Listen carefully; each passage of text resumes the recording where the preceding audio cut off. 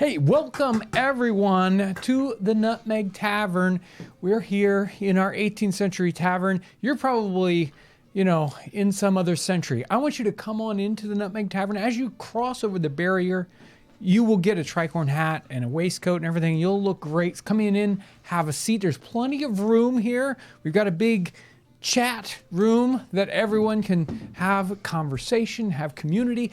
We're here to talk about all things 18th century. We have a lot of fun talking about the 18th century, learning about what it was like 250 years ago and more. And there's so much to learn. I mean, it's like we've just barely scratched the surface of the nutmeg, trying to figure out what's going on with the 18th century. So welcome. I'm your host, John Townsend. And I've got some other folks here behind the bar. Hello. Is Ryan. He's mixing the drinks today, mostly for himself because I've got my own drink. And he is mixing them back there. On the other side of the time vortex wormhole, Aaron is behind the console, and he's... Hello. Making all that stuff happen. Making all this possible. Making it all possible, making all the technology behave, which it usually doesn't. Well, and where would we be without Aaron? I don't know. And Think about that a lot. And the liaison, that connection between me and that other time thing is Kyle. He is... I have a title now. That's awesome. Yeah, what did I call you? A liaison. Already forgot. We're going to call him the Time Vortex Liaison. Ooh. So, Time Vortex title. Liaison, TVL. It's Kyle. TVL. Hello, everybody. Yeah, it's been It's been a week, John. an incredible week. Incredible. Still recovering from so the bad. last stream. It's been an incredibly incredible week. Yes, it's been that.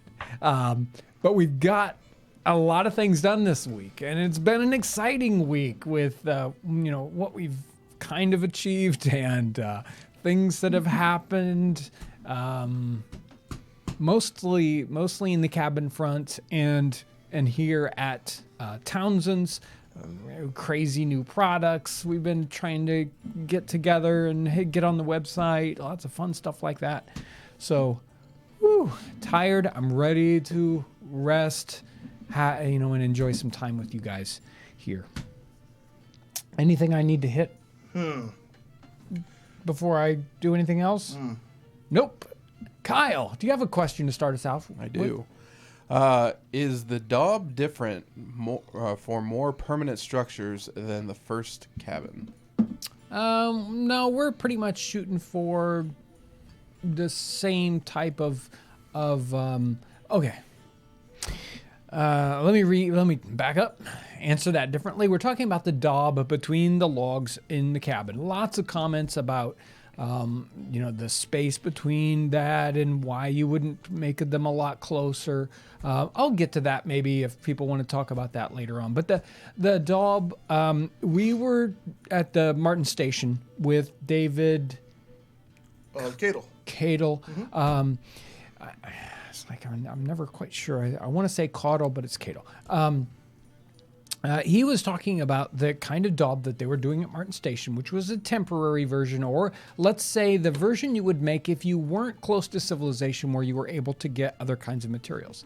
Some daub in the time period may have been done with lime and sand, so that it was harder, a lot more like concrete or a mortar mix a modern mortar mix, although it's a lime based instead of a Portland cement based. I'm not sure if that's really happening in the 18th century, but it's certainly happening in the 19th century.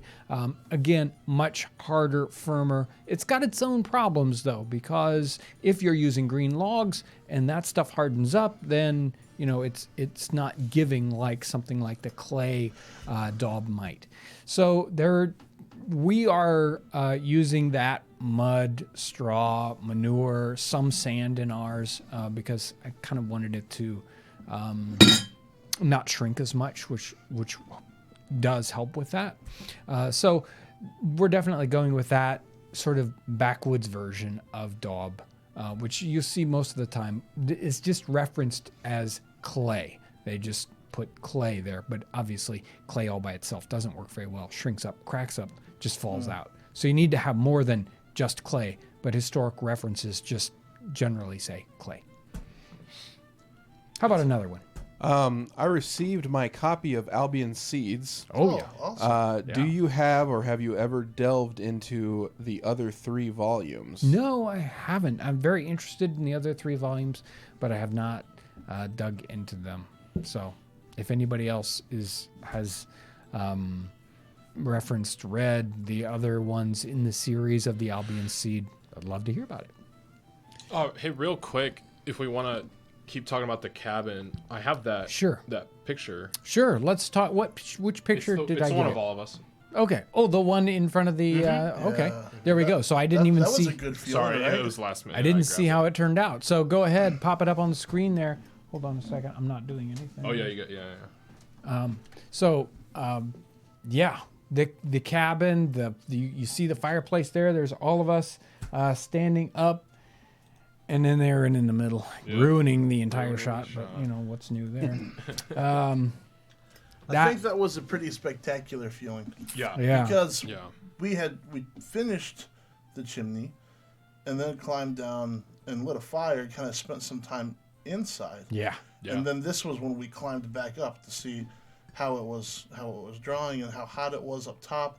And so it was. And then we said, hey, let's take a picture. Right. It was seeing it while it was working. Yeah, and I'm really excited for people to see this video because there's some footage that got captured that was pretty spontaneous. Like we were all pretty like mellow and quiet, like when we lit the fire and stuff, and we were able to capture that. And The cabin pretty does awesome. that to you. It's really weird. Yeah. You're in there and it's like, uh-oh. Like you did go through a time vortex. Yeah, I think the double thing was happening where the cabin already has an effect on you. Plus, I don't know. Coming down from the chimney at the end there felt like we'd accomplished something. Right. And you guys were blitzing at the end. I was like, we need to get this done before the sun goes down. Push. A lot of help from Ryan's kids, Maggie and Reese, throwing Sophie and Reese, sorry. Sophie and Reese, throwing the clay balls up to us as fast as they could make them just go. So making that. And then when we got done, it has an incredible sound. Yeah. The fireplace has a sound like I've never heard before. Yeah, I remember you told me you were like, this is the audio we need for fire. Yeah. we've We've always struggled finding the right Foley for a fireplace, and we heard that and we're like, gotta bring This a is mic it. out here. It's interesting because I after that I went to my folks' place who have a brick fireplace, and I sat in the close proximity like I was, and it's just very different. Like the brick fireplace has a very sharp sounding, higher end. This has a really mellow sound, and it sounds great. Yeah. I am so happy that I went ahead and did it, even though it's like, well, and mostly it was because I knew how to do this, right? It's like, oh, this is like the most primitive version, and this is something that, even though it's got a ton of labor, it was something that I knew I could easily achieve. Whereas if I had to build a stone fireplace or a brick fireplace, Dr. Fail. I mean, I would not be able to do that. So This took so much mud. It was crazy. yeah. And one thing that's been cool is I rewatched the first video, or not rewatched. It was kind of watching through it, and that project gets started when it's green out, Right. And hot. and hot, blazing hot. Yeah, we had a couple of days in the 90s, Oh, and then we man. had a couple of days in the 30s on this project. It's Yeah. nuts. So it's cool to see in this video that's coming out, should be a week from Monday. It's like orange, and you can see people's breath. So it's cool to see over the course of these videos the leaves changing and falling, and it's just been an awesome project. So And almost off topic, but not really. Brandon and I are out there this afternoon doing some finish up work, right? And I'm outside. He's outside on the roof doing just a little bit more work with the bark. And I hear this really weird noise. And of course, it's gotten so cold here in the last couple of days that all of our leaves have turned brown and they're falling off the tree. A bunch of them are still stuck to the oak trees. Anyway, it's like a really weird sound. The wind kicks up, and it kicks up like a vortex sort of tornado-y thing, right? And picks up leaves and shoots them up like 500 feet. Like picks up all That's these leaves crazy. from that hill and they go straight up and it was Talk the about weirdest some thing that I ever saw. 18th century folklore. Yeah. Yeah. Whoa. The haunted cabin. Right. It was like a leaf devil. It was really. The leaf devil. Yeah, it was a I leaf like devil. that. It was weird. It doesn't do much, just like move some leaves around. Well, I'm thinking if it did that to my lawn, Oh, it man. was like, yes, it's not going to happen. Yeah, I got a lot of donations I'd like to read if that's okay. Yes. I'm just I thinking like about that story. summoning and using the leaf, The leaf devil. devil. And he dumps them all on your neighbor's lawn. Sorry. Just such a nuisance. All right, let's get to these. Okay, Speed and Style Tony, thank you. What did they do to keep warm while out? I heard someone say they would stuff straw in their boots and such for insulation. History with Brad, thank you. Thank you. What book should I read to help build an 18th century pioneer persona? Also, you guys are so great. Thank you for all the wonderful content. Thank you. Thanks. Red Runner 328. John, I sat in your chair Tuesday. Hey! I'll visit again. Okay. This chair, I hope, not the one in my office. Right, if you can right. find my office chair. Harshman Hills, thank you. A drink for the bartender. There you go. Hey. There you go. He Ryan. doesn't need any more. Thank you.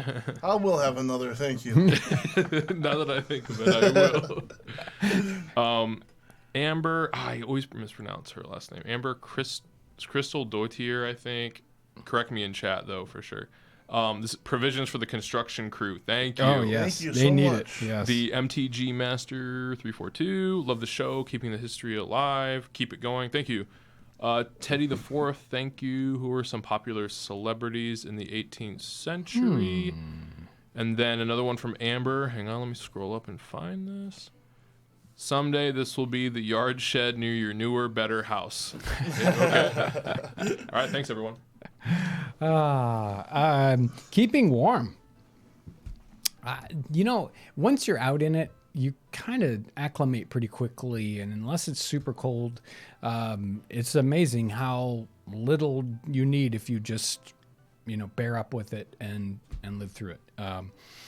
Obviously, if you're hard working and you're out in super bitter cold, you would, yes, do things like stuffing straw into your clothes. But if you've ever tried stuffing straw into your clothing, she's not very pleasant. Shoes you might be able to get through. Right. Okay, but Yeah. straw in your clothing was terrible. Yeah. So sorry. Pioneer Persona books, and there are probably some really good ones, but they're not coming to me right off the bat. I would do a little referencing if you're looking for some of that. Cresswell, when he goes back into the backwoods of Kentucky, and he talks about those people that are there. They're in the super tough. That's very pioneer living. Westward in Kentucky might be good. Yep, that book. And for sort of early 19th century and Michigan, which really tells this story of a lot of things, a lot of different places, different times. The Nolan bark-covered house book, where he talks about, he reminisces, this is sort of his memoir of his growing up in Michigan in the early 19th century, and tells that same story about what pioneer life was like. And that's a nice, fun, fun read. So there's several. So the bark-covered house, it's Nowlin for that author. And undoubtedly, people in the chat will probably pop up with some other great pioneer story. I mean, you could even do, Little House on the Prairie books if you're looking for sort of mid 19th century, but you're probably looking for some of that earlier information. And I will keep I'll try to put together a list of that. I'll try. I'll probably forget about it, but I'll do my best. Celebrities in the 18th century. I don't have any good names right off the top of my head, especially for North America, which doesn't have that same kind of cohesiveness that you might have. So like celebrities in London from the 18th century, that you can probably come up with. Definitely some people in the theater that are very well known, Garrick and other people like that would be names that would be celebrity kind of names. But in North America and the colonies, I don't know that it's quite that same. There might be particular ones for, say, New York or Williamsburg or something, but I don't have any of those off the top of my head. So thank you for that. Thank you all you Super Chat folks. Today's topic is about this gentleman's lifestyle, or maybe a rake, as they might say in the 18th century, his lifestyle. And the information for this particular one comes from this book. It's a giant book. And of course, the title is going to totally lead you astray on this particular topic. It's called A Lady of Fashion, Barbara Johnson's Album of Styles and Fabrics. Now, the book is just huge and tremendous and fun, and I love this book. Unfortunately, it's out of print, very hard to get a hold of. The copies are expensive. They were never cheap, even when it was in print. But the cool thing about this book is Barbara Johnson, in her time, late 18th century, early 19th century, she was a fairly well-to-do person, and she went along, and every time she had a dress made or something, or she bought fabric for different kinds of things, she'd cut a swatch out and she'd pin it into this book. And so the people, the publishers of this book went and they scanned this album of all these fabrics, and it's so neat because you can see the pins that are holding the fabric onto the page, and it's like 100% 100% size, so you can see exactly what the fabrics were like, at least as much as she cut out.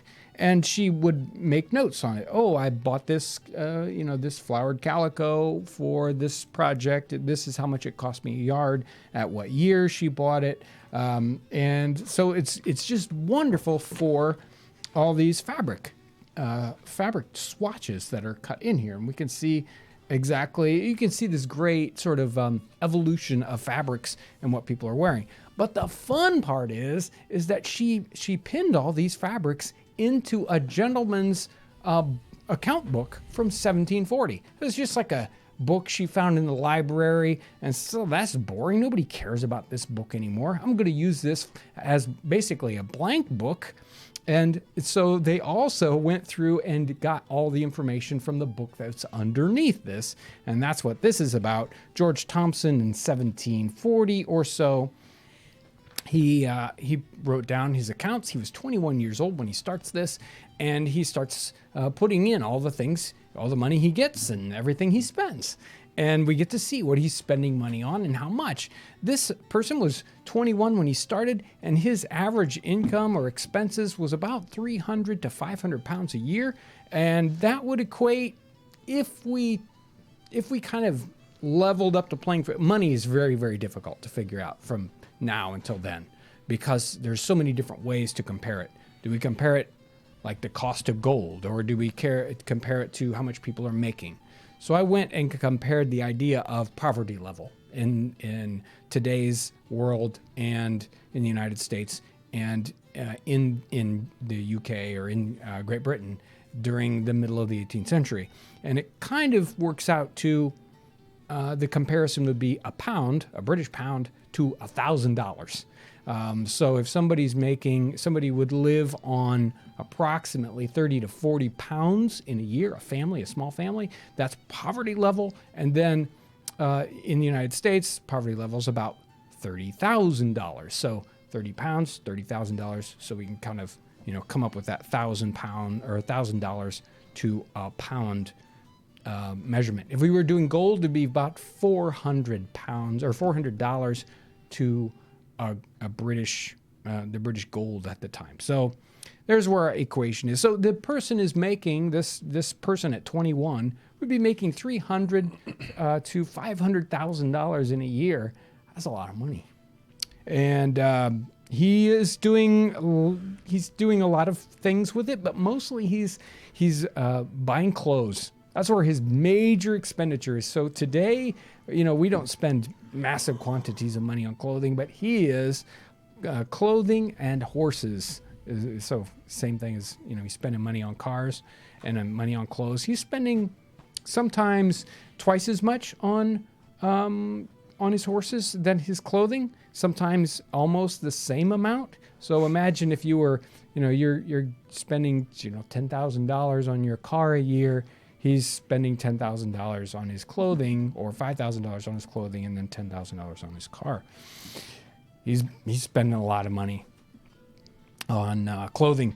So his other fun things, we have references to spending money at the tavern, and he is like this particular note. It's 12 shillings. That's a lot of money at the tavern. Thank you. Yeah. He's like, I don't know what he was drinking, but He was buying rounds for that house. he must have been.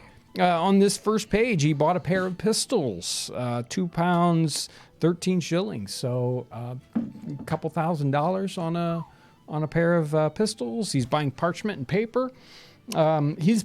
His gambling debts are in here, or at least his losses at gambling. So lost at cards. Very rarely do I see any time when he's winning money at cards, but he certainly loses money at cards.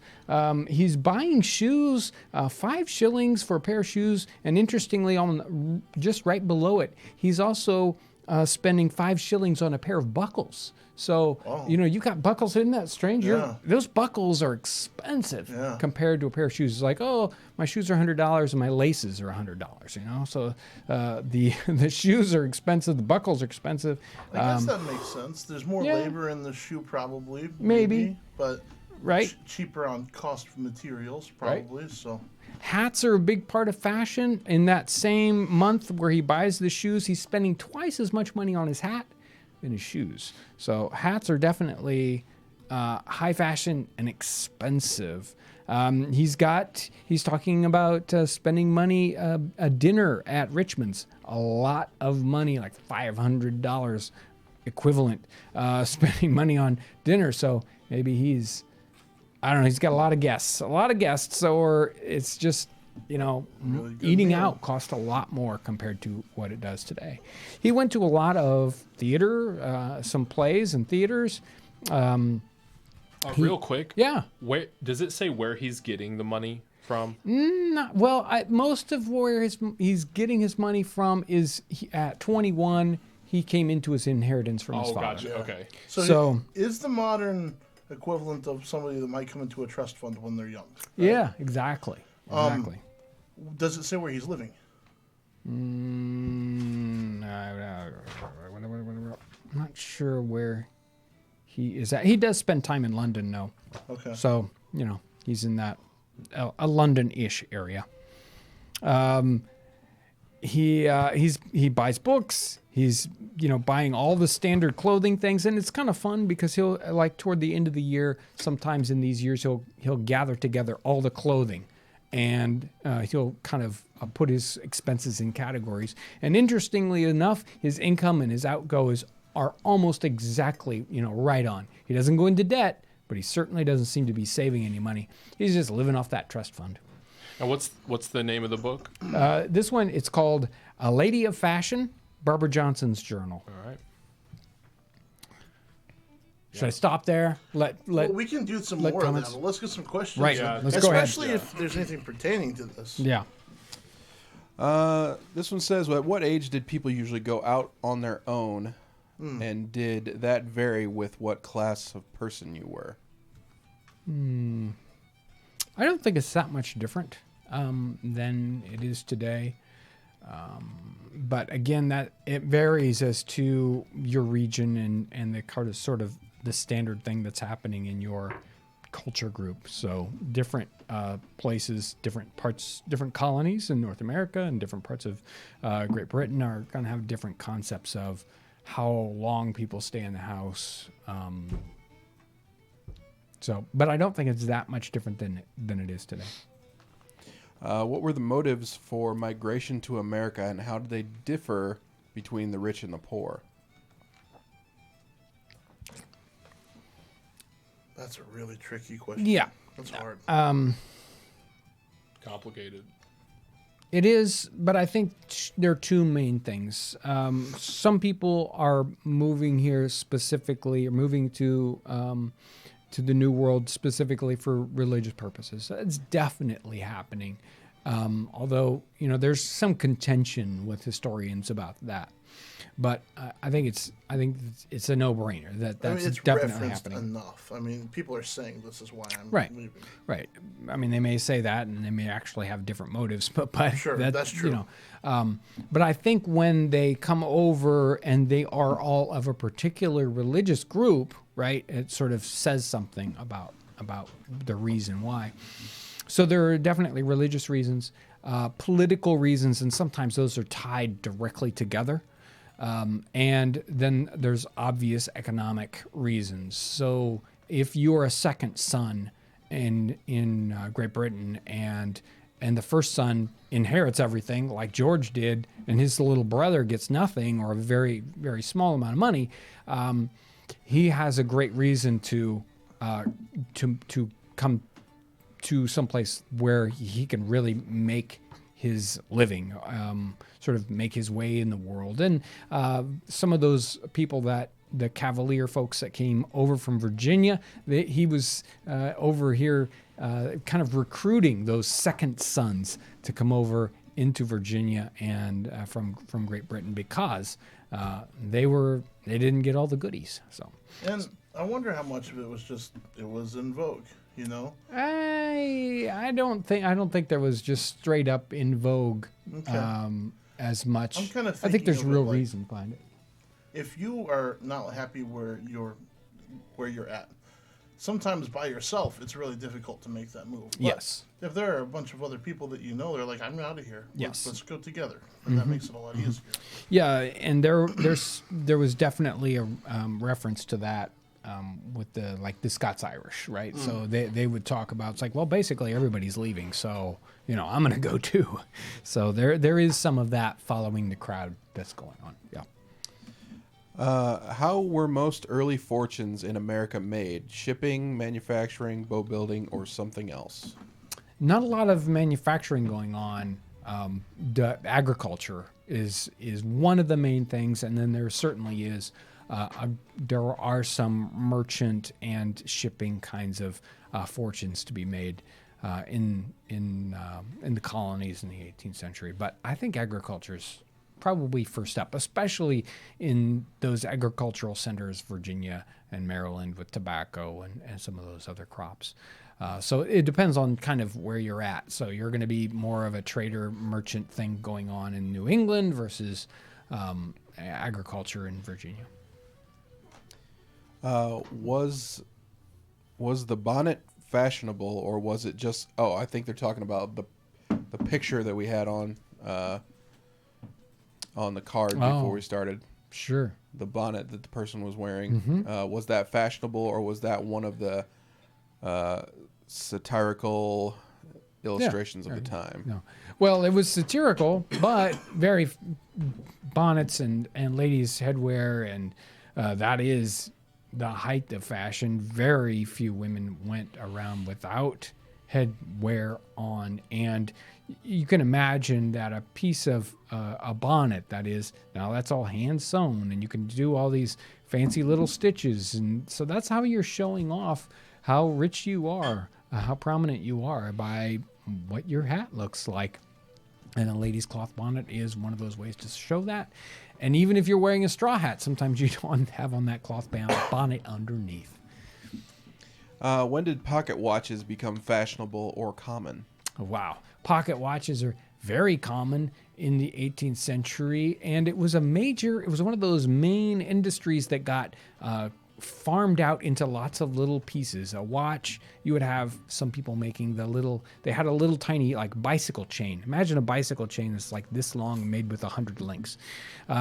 People would make these little tiny chains, and that's all they did. And they would make all these little chains, and then they'd send them someplace else, and they'd put together a watch. Somebody else would be making the gears for the watch. So watches were the iPhone of the 18th century. Very, very, there were low-end ones, cheesy cheesy watches, and then very, very expensive gold watches, silver watches, imported ones versus, domestic, lousy, cheap watches. Watches were such a fashion thing that you might, if you wanted to be kind of silly, like some people have 2 or 3 wristwatches on. They would have 2 or 3 pocket watches. Again, they were just as silly in the 18th century as we can be today. So, they were a popular. Poor people might not have a pocket watch, definitely, but certainly people of any kind of money would have a watch. Have y'all heard of the Red River Meeting House? It was the second Great Awakening in the year 1800. Every October they do a reenactment in Tennessee. Have you ever heard of that place, John? Sure. Oh, yeah. Sure have. And Frank and Maggie and the Jarbos was one of the things that kind of got them interested in the first place. So, yeah, sure. Yes. From the Women of America Revolution series, which book is your favorite? Ooh. They're probably... I can't answer that one because I think there's neat stuff in each one of them. How were most... oh, sorry. We already answered that question, and I did not delete it. My bad. This one's for Ryan. Is there a drink recipe with just ale as the alcohol? With just ale? Yeah, sure. Off the top of my head, let me think here. Yeah. Come on. Quick. There was something that we've done in here called dog something or other. Dog nose. Dog's nose. Dog's nose. I'm pretty sure that one just had ale. I could be wrong. But if you come back next week, I will have a couple of recipes for you. Were public whippings common in the 1700s? When did they stop in America, and what punishment replaced them? Interesting question. They were not uncommon. How about that?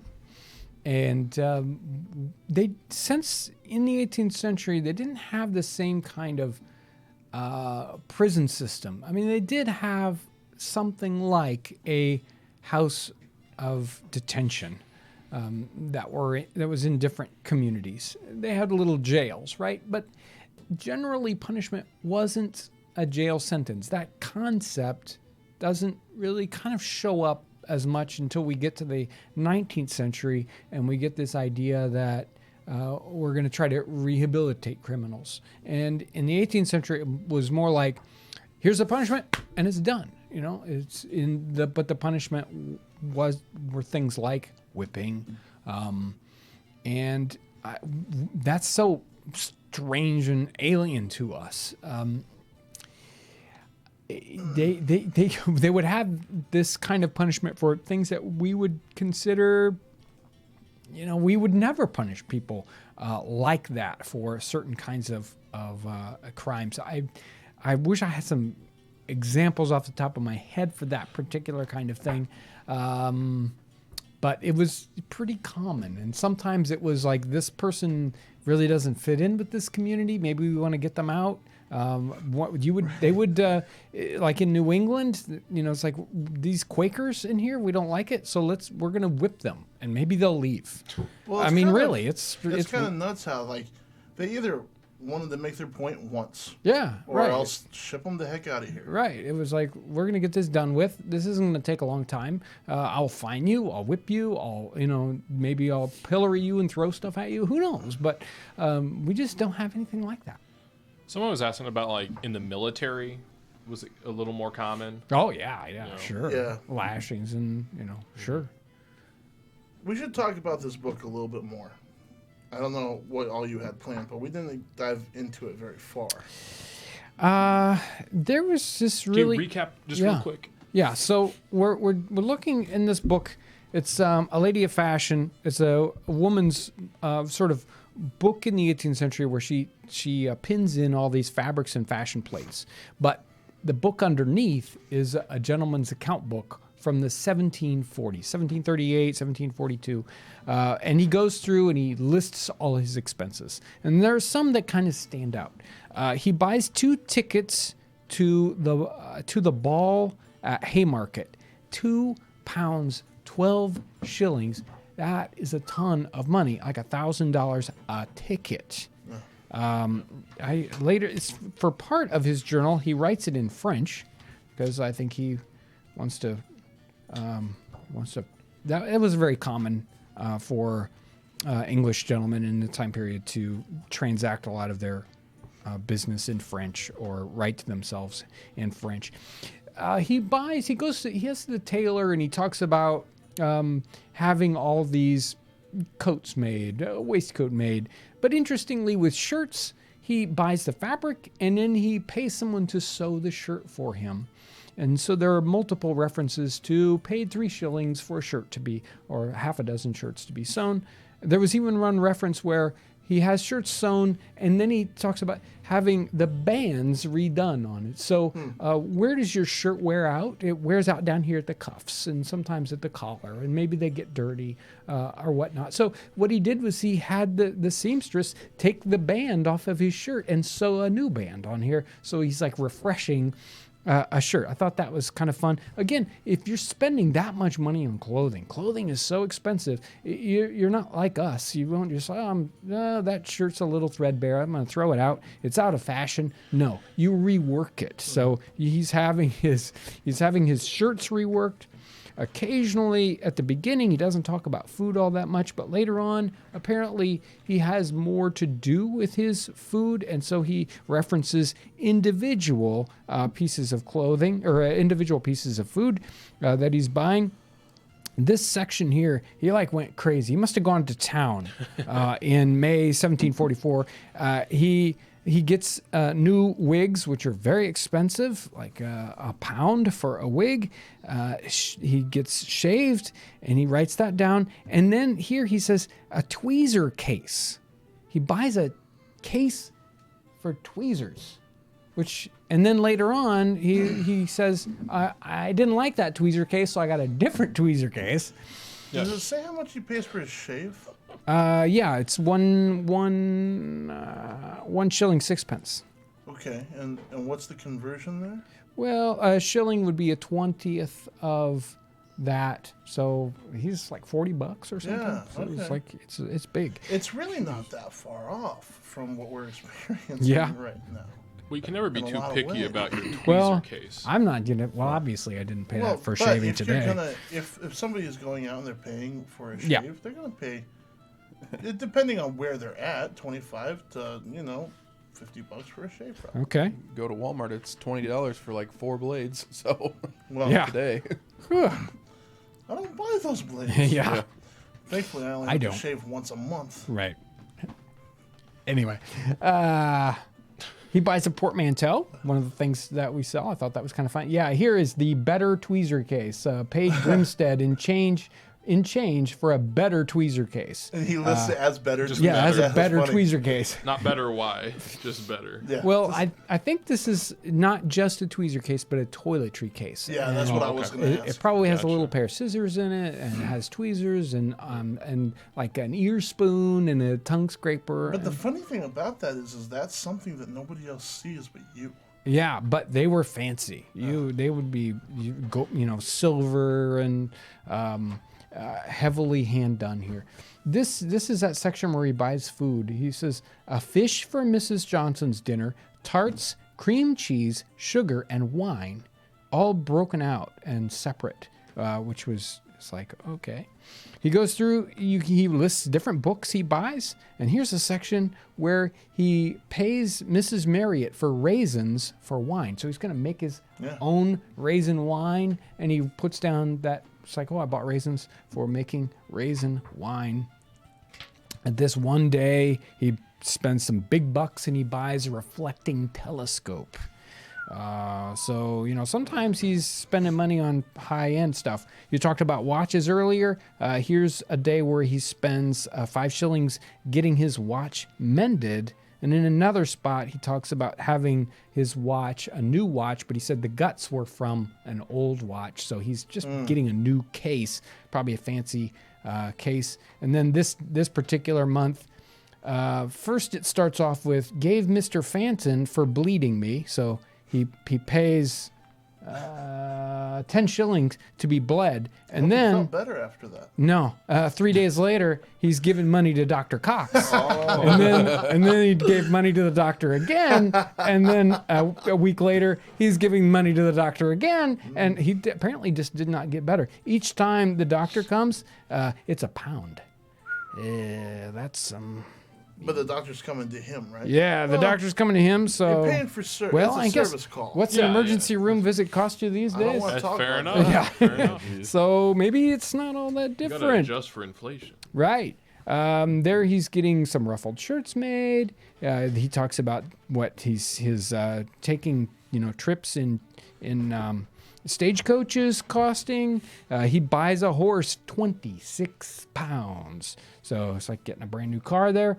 And there's a black horse 22 pounds. So it's really very, very interesting reading. And he goes all the way down here. Like this day, he paid for candles and a nail nipper and a wash ball. That's nuts. So it's like broken. Some things are just huge, and other times like I bought a listing- cake of soap. I bought light bulbs today. Yeah, I I don't like know, this. I like this comment. The doc sees a credit card walking. but he You'll tried be fine. he tried getting bled first. Right. That Right. didn't work. Well, I wonder if it's the same doctor. It's like, yeah, I'll bleed you. No, it was, he paid some Mr. Fanton for getting bled, and then the doctor comes 3 days later. That didn't work. He's not going to go see Mr. Fanton again. I don't Mr. think. Fanson and the doctor are good friends. Yeah. Right, yeah. They got a thing going. They probably know Maggie, too. She's just waiting in the background somewhere. Yeah. Well, there are multiple references to the washerwoman. Really? Paying the washerwoman. Oh, okay. So there you go. There she was. So today, I am not drinking anything from behind the bar. I'm drinking gunpowder tea. And only because we have a new gunpowder tea Nutmeg Traders on the website. Very cool. If you want to check out gunpowder tea, and gunpowder tea is pretty cool. Too bad I don't have a close-up picture of it.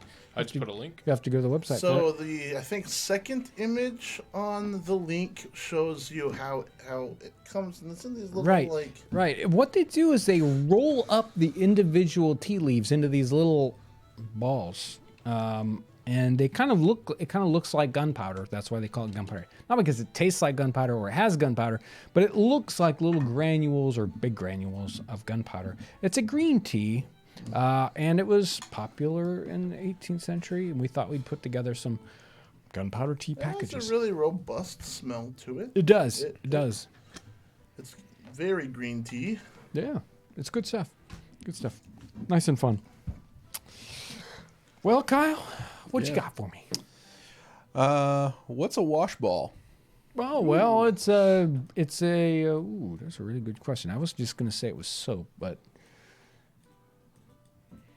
Maggie's in the chat. Maybe she could answer. yeah, Maggie, if you're there, Help. you can set me straight. I'm thinking. I mean, they had different kinds of ways to clean their clothing. Today, we chuck everything in the washing machine. In the 18th century, and I have What to does get the the washing sound. machine do? Anyway, maybe your washing machine sounds different No, than mine. My Mine washing doesn't sound machine, anything it like works. Well, it's going like this, you know. Wow. She's got that Knowing thing. John, he probably built his washing machine, Well, so that's true. That's probably the sound it makes. What was Anyway. the question again? What's a wash ball? Wash it ball. But a lot of times they didn't wash things because you wore them out. So you would brush your clothing. So you had special brushes, and you would have different kinds of powders that you would put on your clothing and then brush them off to clean them out.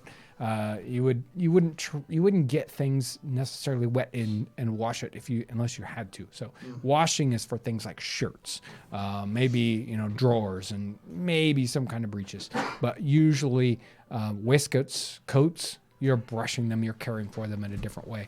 Wash ball might have been a dry piece that you would wash, or it may have been soap. Maybe Maggie's there to give me a better answer. Let me look and see. I'm not sure. I haven't seen one yet, but She's in chat though. she is there. Did they ever coat the roofs with pitch or another type of coating to help with waterproofing? I don't think so. They didn't paint the outside of their, well, they might, but a lot of cases they didn't bother to paint the outside of their houses. And they definitely wouldn't have done that with their roof. Generally, the material you would make your roof out of is going to last a number of years. So you wouldn't bother to coat it. We got an answer. Ooh. Yeah, what did she say? Is it better than mine? A wash ball is a detergent ball made of different ingredients to clean clothes.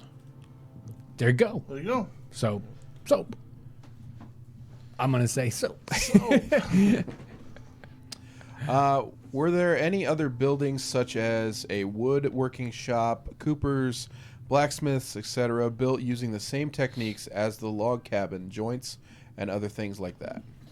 Yeah, it depends on where you're at. I mean, obviously, there are different kinds of construction techniques, and as you would get into a more settled community with those kinds of buildings, you're probably moving forward and using post and beam building techniques instead of the more primitive log cabin kind of structures that we were making. But undoubtedly, there were situations where in a more primitive community, you would have that first, generation of kind of buildings being made out of logs stacked up.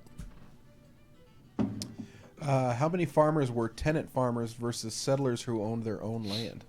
Depends on where you're at, but there's certainly a quantity of that sort of thing happening in Virginia. You had the big plantation owners that had thousands of acres, and then you had these smaller landowners, and then below that you had those tenant farmers that were renting property. Again, those are in those main agricultural centers where you've got lots of land. So that's going to be in those middle colonies, Pennsylvania, and then Maryland and Virginia, and some of those lower states where that kind of thing is happening. New England, probably not so much because of the smaller holdings in the first place and different owners.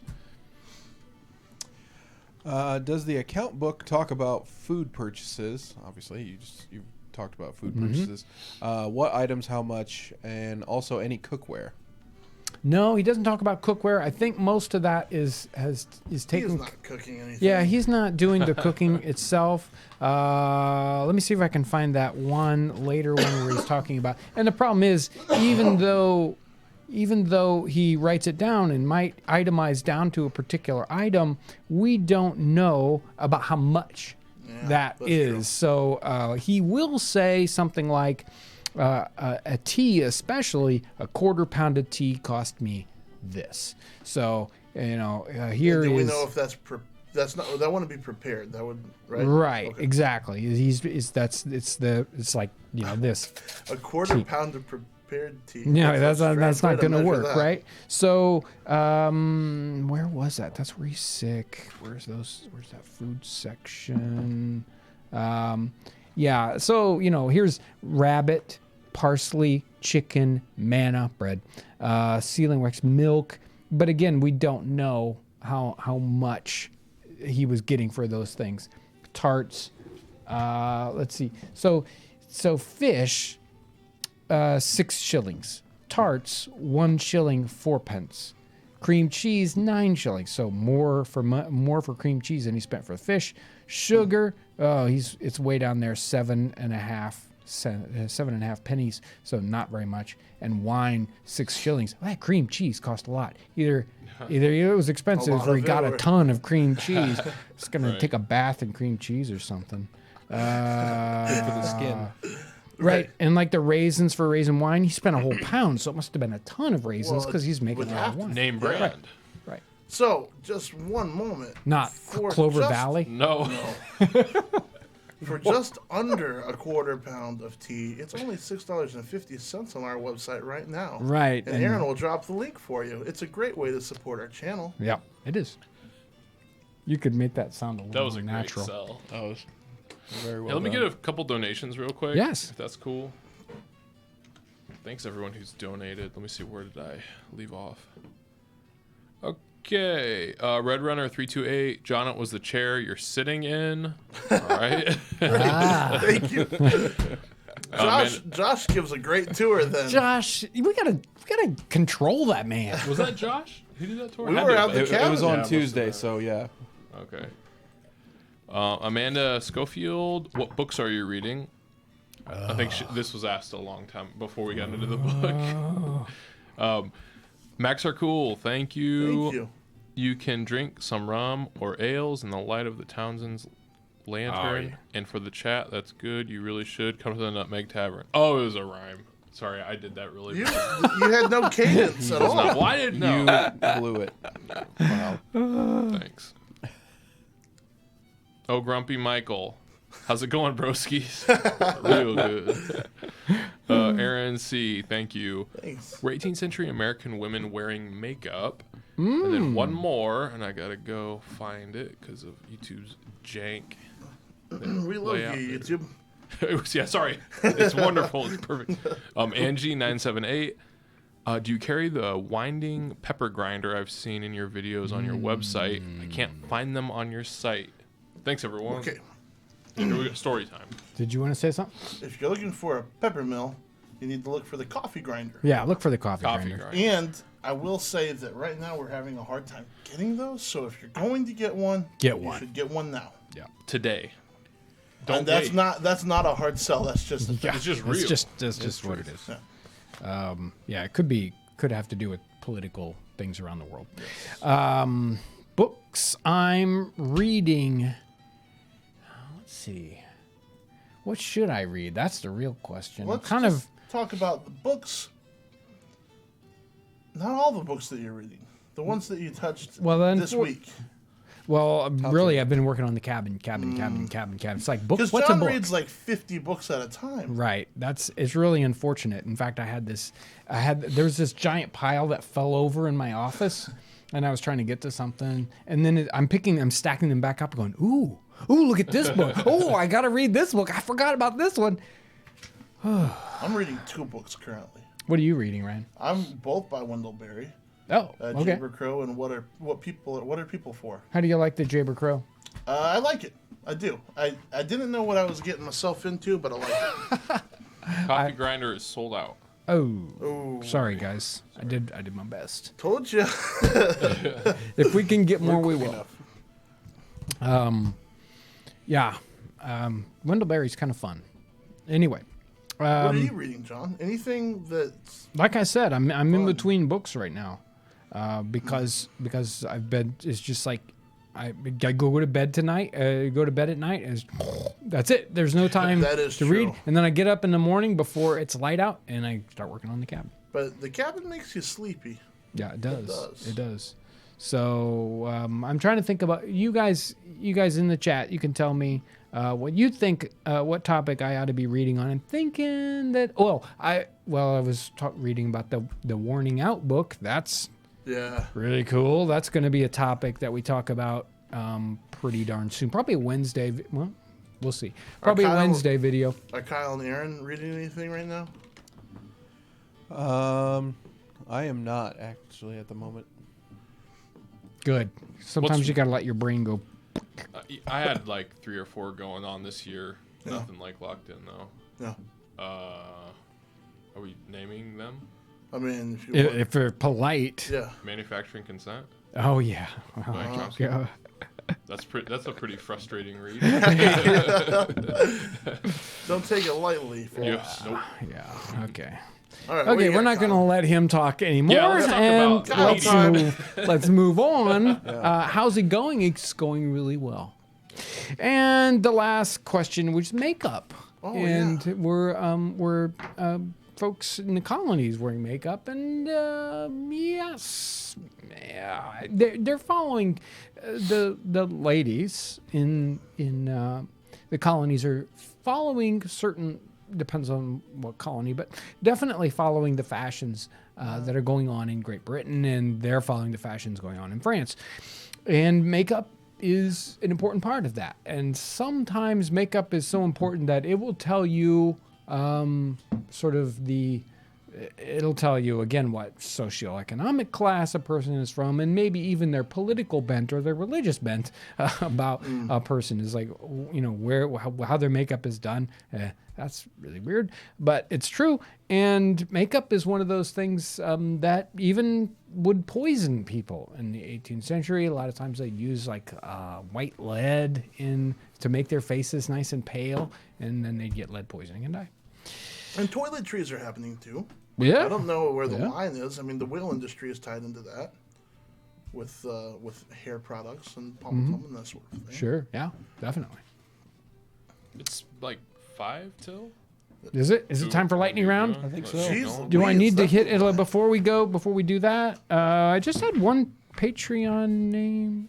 Did I lose it? It's in here someplace. I'll find it. Give me some lightning round. Okay. Let's see. What did the early settlers call themselves? I don't know. Next. Was travel more luxurious for the rich back then? Yes.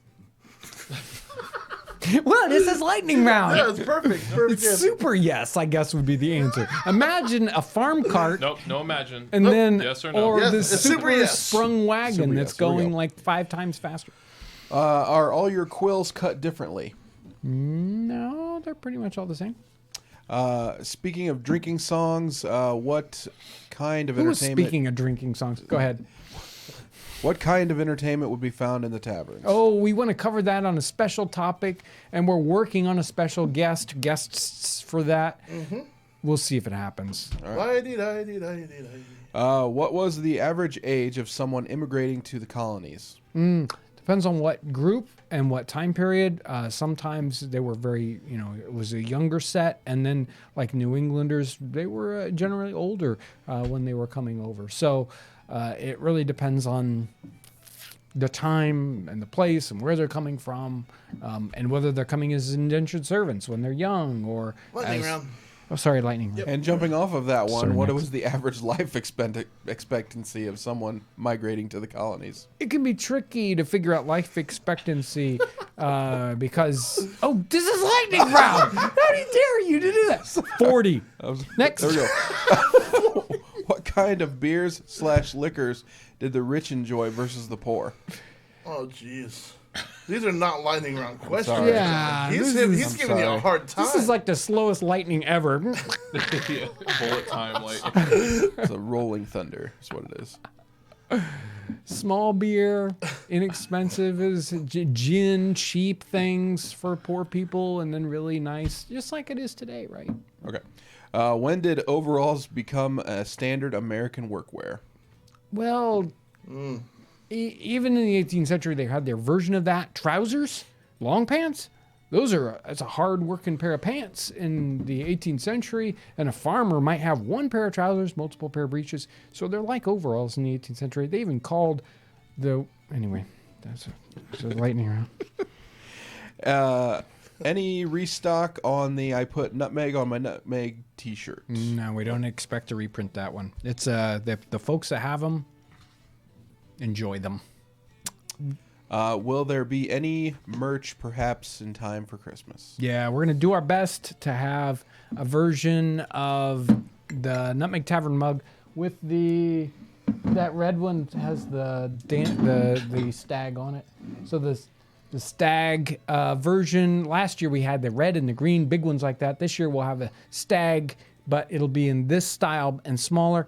They should be available for Christmas. We're gonna cross our fingers. There we go. The storm has passed. Phew.